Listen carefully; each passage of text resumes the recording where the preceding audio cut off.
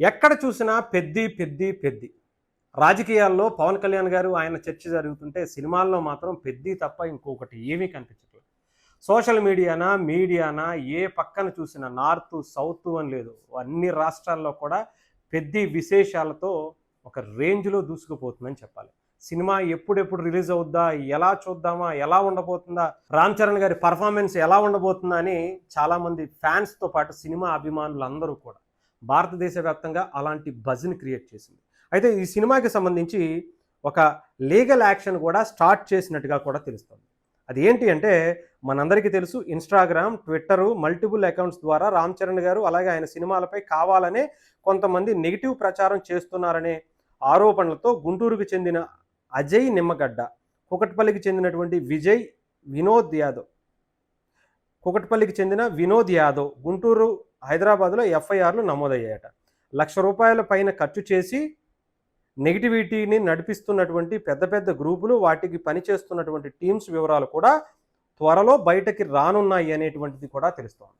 అంటే ఎంత ఏ లెవెల్‌లో అంటే ఎంత హై బజ్ వస్తున్నా కూడా ఆ సినిమాని ఏదో ఒక రకంగా అంటే మీకు తెలుసు సినిమా రిలీజ్ అవ్వకముందే ఇదిగో ఈ సినిమా బాలేదంట, ఖాళీగా ఉందంట, థియేటర్‌లో మొత్తం పోయిందంట, సినిమా రివ్యూలు నెగెటివ్‌గా ఇప్పించటం, ఏదో పడితే అది నెగెటివ్ చేయాలనేటువంటి కుట్రలో చాలా సందర్భాల్లో మెగా ఫ్యామిలీకి ఎక్కువగానే వచ్చినటువంటి పరిస్థితులు కూడా ఉన్నాయి.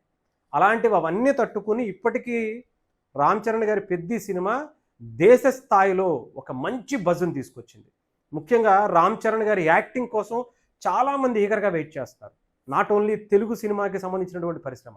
ఇప్పుడు ఇండియన్ సినిమా అంతా కూడా ఇండియన్ సినిమా అభిమానులందరూ కూడా 'పెద్ది' సినిమా గురించి అంత ఈగర్‌గా వెయిట్ చేస్తున్నారు. రామ్ చరణ్ గారి పెర్ఫార్మెన్స్‌తో ఈసారి నేషనల్ అవార్డు కొట్టడం పక్కా అని బాలీవుడ్‌కి సంబంధించినటువంటి దిగ్గజ నటులందరూ కూడా ఆయన యాక్టింగ్‌కి ఫిదా అయిపోయి ఆయన యాక్టింగ్ గురించి చెబుతున్నటువంటి విశేషాల గురించి కూడా వైరల్ అవుతున్నటువంటి పరిస్థితి.